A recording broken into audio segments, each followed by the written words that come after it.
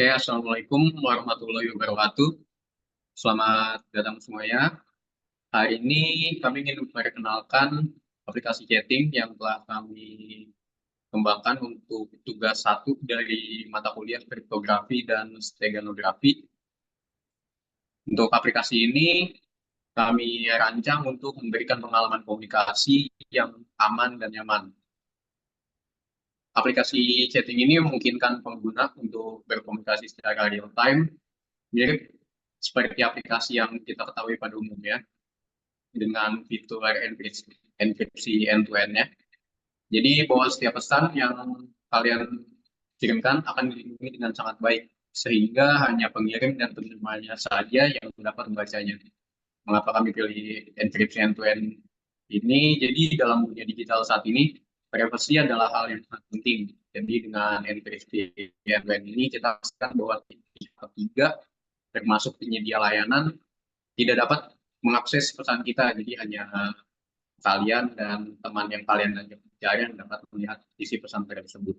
Sebelum kita lanjut ke pembahasannya, saya ingin memperkenalkan anggota-anggota kelompok saya.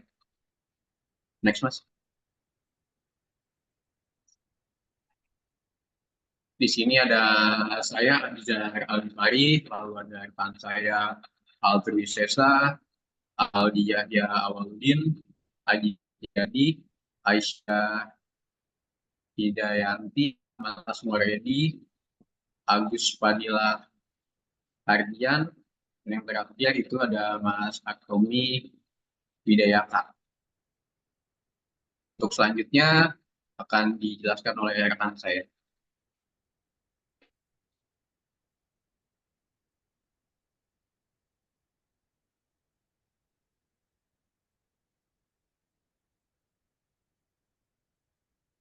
Sorry, masih Selanjutnya Aisyah.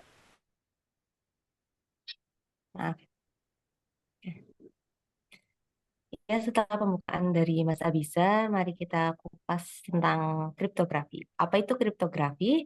Kriptografi berasal dari bahasa Yunani yaitu kriptos yang berarti tersembunyi dan grafein yang berarti menulis. Kriptografi adalah ilmu yang mempelajari teknik-teknik mengamankan informasi seperti menjaga kerahasiaan data, integritas data, serta keabsahan data. Dalam kriptografi ada dua proses dasar yaitu enkripsi dan dekripsi. Untuk enkripsi sendiri adalah proses mengencrypt pesan yang bisa dibaca menjadi ciphertext atau pesan acak yang tidak bisa dibaca. Dan dekripsi adalah kebalikan dari enkripsi, yaitu suatu proses mengolah ciphertext menjadi plain text. Proses ini berlangsung menggunakan kunci yang sama dan algoritma pembalik. Selanjutnya, untuk kriptografi,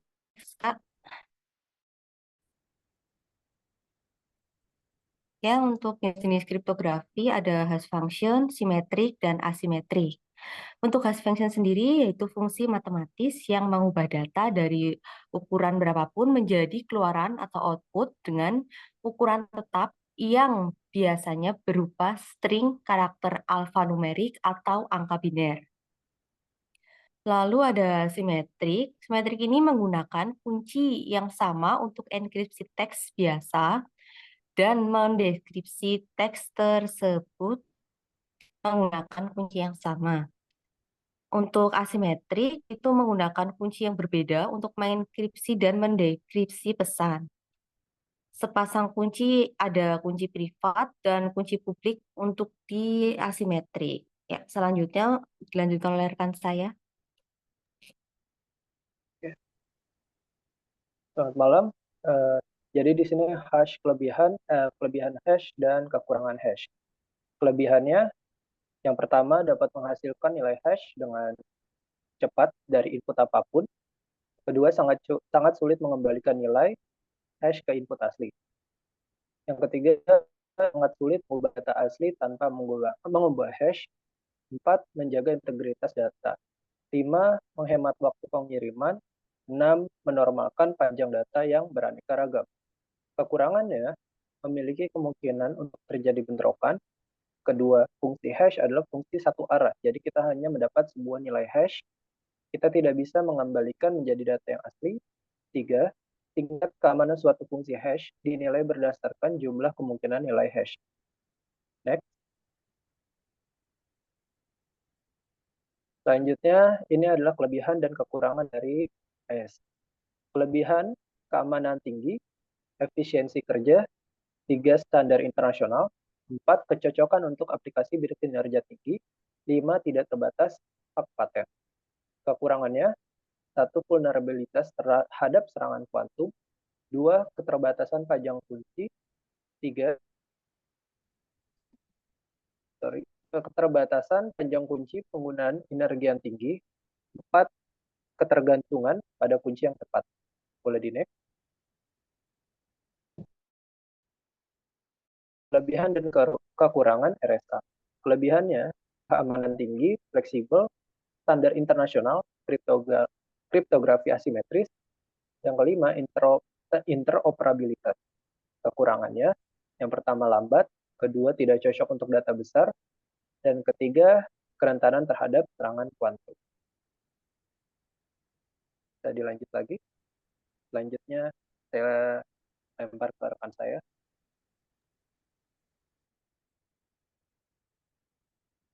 Baik, terima kasih. Selanjutnya ada langkah-langkah menjalankan aplikasinya.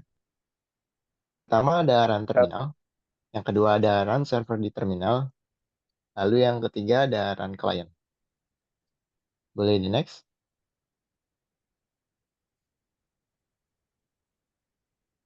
Lalu di sini ada apa saja yang digunakan.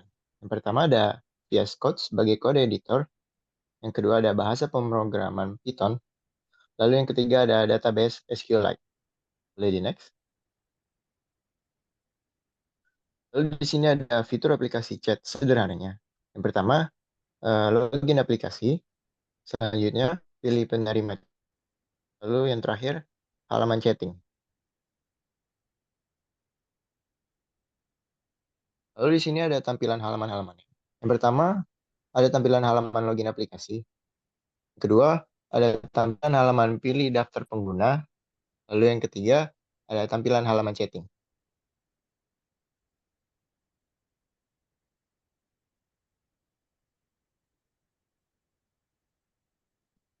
Baik, selanjutnya bisa dijelaskan oleh partnernya.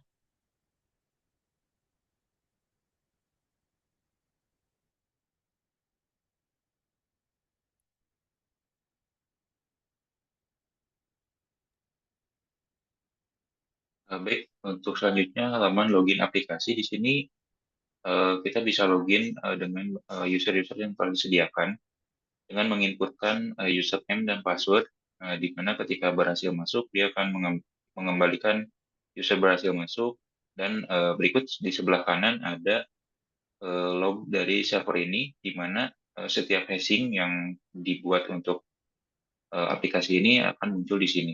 Seperti contohnya hashing password untuk user 1 dan passwordnya adalah berikut dan hasilnya adalah yang ada di sisi kanan.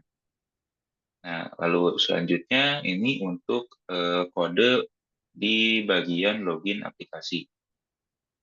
Nah, di sini seperti biasa ada initialize untuk user kredensial, di mana kita membuat beberapa kredensial di sini sebagai user default ya, yang di mana key pertamanya adalah username dan yang key keduanya adalah password. Nah, lalu selanjutnya adalah tampilan chat dan fitur pilih penerima. Nah, di sini tampilan chatnya secara default akan kosong ya. Lalu user dapat memilih penerima yang sedang aktif menggunakan fitur pilih penerima. Lalu selanjutnya sebagai contoh, user 8 memilih penerima user 3 dan sebaliknya. Nah, di sini lognya kelihatan ya, di mana di log client ini terdapat generating RSA, key pair, lalu starting as description, lalu as description-nya complete. Nah, lalu selanjutnya adalah test chat ya, di mana fitur yang sudah dibuat tadi kita tes, di mana di sini untuk usernya menggunakan user 9 dan user 10. Di sini kelihatan ya, user 9 bilang halo, lalu user 10 ke user 9 membalas baik bang user 10. Nah, seperti itu ya. Nah, untuk contohnya sebagai berikut, dan ini log yang terjadi di bagian backend-nya ketika terjadi chatting ya. Jadi ada message yang dienkripsi, bentuknya seperti ini, lalu ada from to-nya dari user 9 ke user 10 ataupun sebaliknya. Nah, untuk selanjutnya adalah AES, encrypt, dan decrypt. Nah, untuk fitur AES encryption ini dengan membawa dua parameter yaitu data dan password bertujuan untuk mengenkripsi data menggunakan algoritma AES ya. Dengan proses yang pertama yaitu inisialisasi, yaitu membuat nilai acak salt dan EV atau initialization factor untuk meningkatkan keamanan enkripsi. Ya, bisa dilihat di sini ya, di mana saltnya random, lalu EV-nya juga random yang berjumlah 16 bit.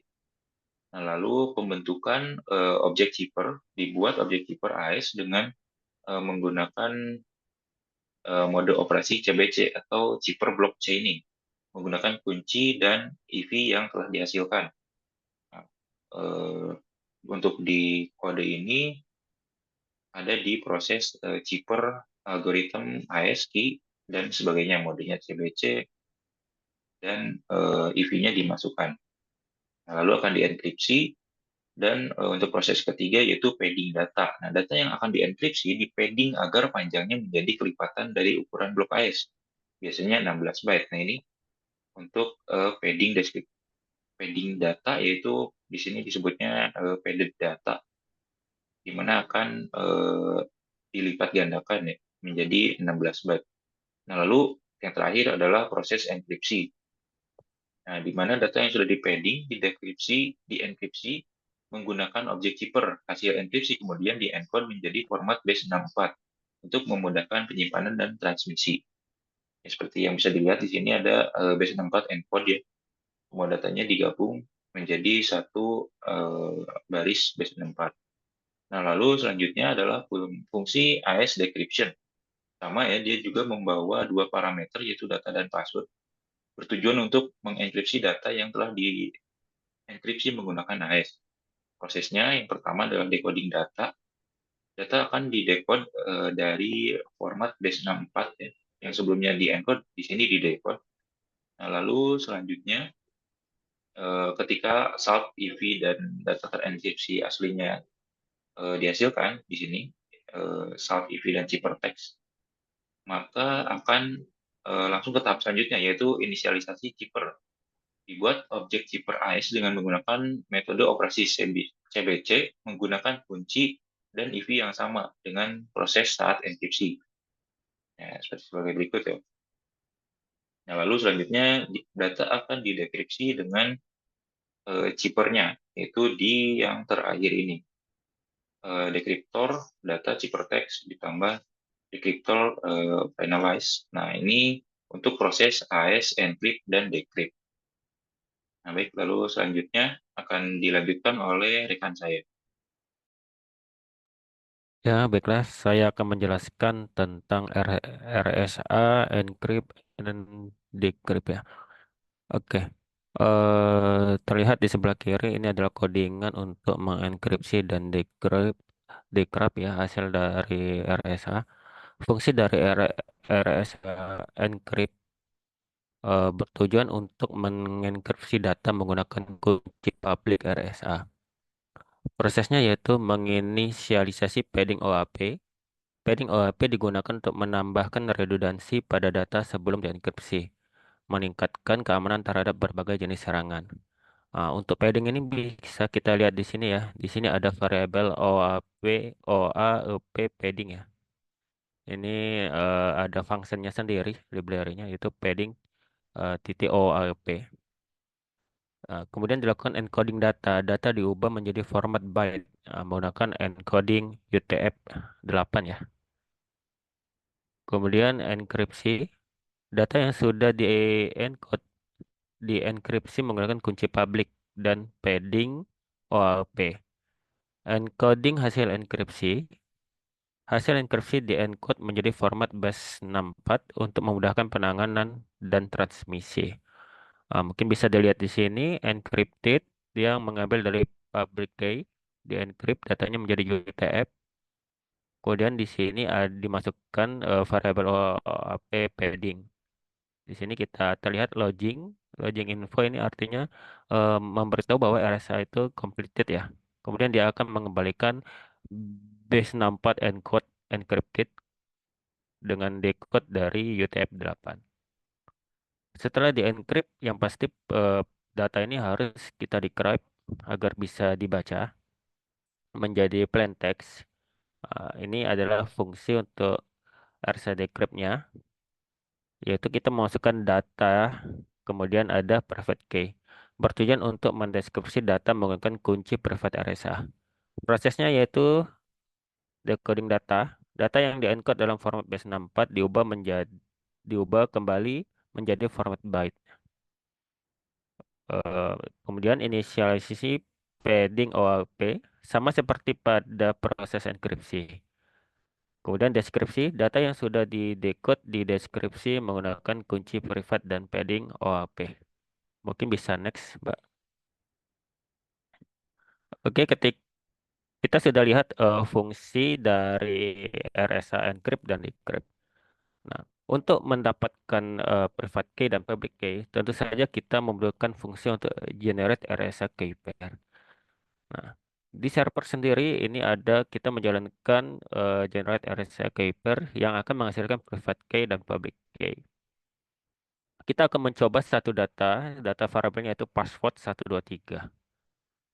Password 123 ini kita akan dimasukkan variabel hasil encrypt RSA yang mana kita akan memanggil function RSA encrypt yang mana datanya tadi berupa plain text password 123 dan dimasukkan juga public key yang hasil generate dari function generate RSA key pair.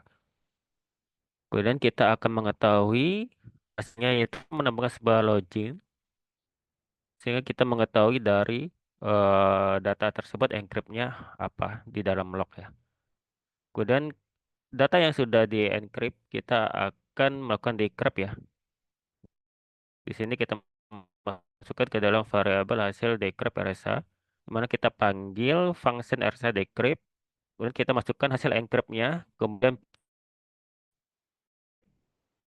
kita bisa result atau hasilnya bisa kita lihat di bawah sekali ini ya. Di sini kita terlihat encryption data, passwordnya berupa public key, nanti akan berupa ini hasilnya ya, panjang ya. Saya tidak bisa membacakannya. Kemudian hasil dari ini akan kita decrypt dan hasilnya pasti sama. Akan menghasilkan plain text yang namanya password 123 jika public key dan private key-nya itu benar ya. Baik, mungkin bisa dilanjut Mbak ke slide selanjutnya. Oke, ini akan dilanjutkan oleh teman saya. Baik, terima kasih. Saya akan melanjutkan untuk fungsi hash. Di aplikasi ini kita juga sudah menerapkan hash. Di sebelah kiri terlihat ada script, ada dua fungsi di dalam script, yaitu fungsi pertama hash data dan fungsi kedua verify hash. Fungsi hash data bertujuan untuk menghasilkan hash SHA-256 dari data yang diberikan. Prosesnya yaitu pertama, menginisialisasi objek hash, membuat objek hash SHA-256 menggunakan library hashlib. Yang kedua, pembaruan data. Data akan dihash, diubah menjadi format byte, dan ditambahkan ke objek hash. Dan yang ketiga, finalisasi hash, yaitu menghasilkan nilai hash akhir dalam bentuk byte. Lalu keempat, encoding. Nilai hash dalam bentuk byte diencode menjadi format base64 untuk memudahkan representasi dalam teks. Yang kelima, pengembalian hasil. Ini fungsi mengembalikan nilai hash yang sudah di-encode dalam format string. Lalu fungsi kedua yaitu verify hash, bertujuan untuk membandingkan hash yang telah dihitung dengan hash yang diberikan untuk memverifikasi integritas data. Prosesnya yaitu yang pertama, menghitung hash. Menghitung hash dari data yang diberikan menggunakan fungsi hash data. Lalu kedua, dibandingkan hash yang baru dihitung dengan hash yang diberikan sebagai parameter. Dan yang ketiga, pengembalian hasil. Mengembalikan true jika hash-nya sama dan false jika hash-nya berbeda. Baik, untuk selanjutnya akan dilanjutkan oleh rekan saya. Terima kasih. Selanjutnya akan dilanjutkan untuk proses demo aplikasi yang akan dilanjutkan oleh rekan saya. Selanjutnya kita akan demonstrasi aplikasinya. Nah, sebelumnya saya udah buka terminalnya. Ini. Nah, jadi yang pertama itu kita masukin si kodenya Python server.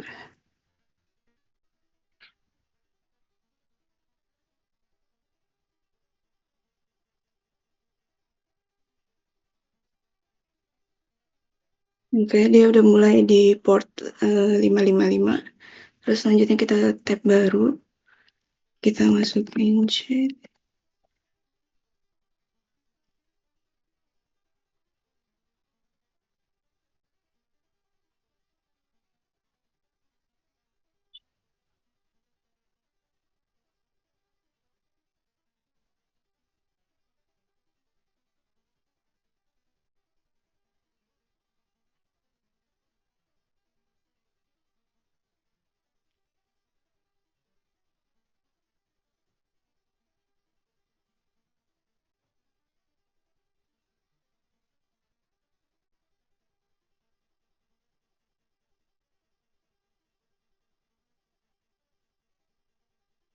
Ini udah masuk.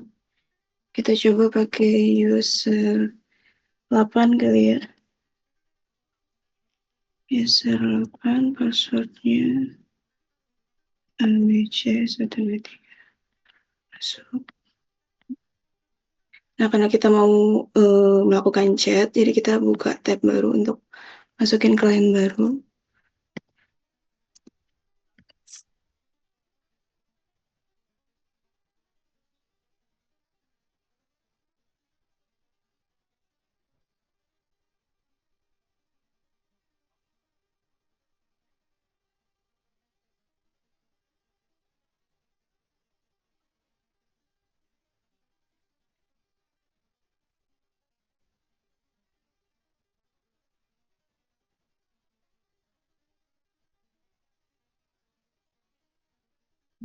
Masukin user 10.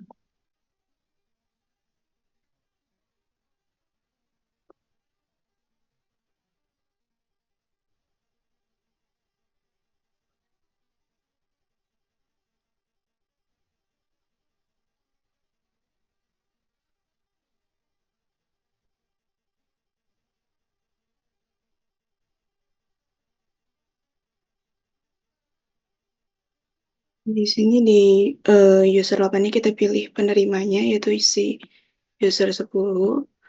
Ini kita masukin pesannya misalnya, hai, apa kabar? Terus kita kirim. Nanti dia akan masuk. Nah ini. Dia masuk ke klien 10. Pesannya, hai apa kabar? Nah sedangkan di tampilannya si user 8 ini akan ada laporannya kalau pesannya udah terkirim ke user 10. Nah, terus kita lanjut balas dari user 10-nya kita pilih si user 8. Terus kita balas. Hai, kabar baik. Terus kita kirim aja. Oke, di sini ada laporannya kalau si pesan dari user 10 udah masuk ke user 8. Nah, di user 8 masuk pesannya dari user 10 yaitu hai kabar baik gitu. Oke, mungkin itu aja demonya. Mohon maaf atas kekurangannya. Saya kembalikan ke moderator.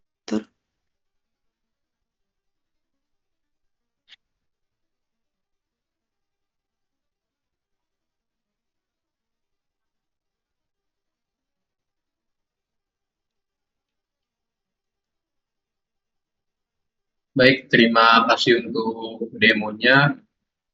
Untuk Kak Audrey Sesa, sekian untuk presentasi dari tugas 1 dari kelompok 1 kami. Untuk kurang lebihnya mohon maaf. Assalamualaikum warahmatullahi wabarakatuh.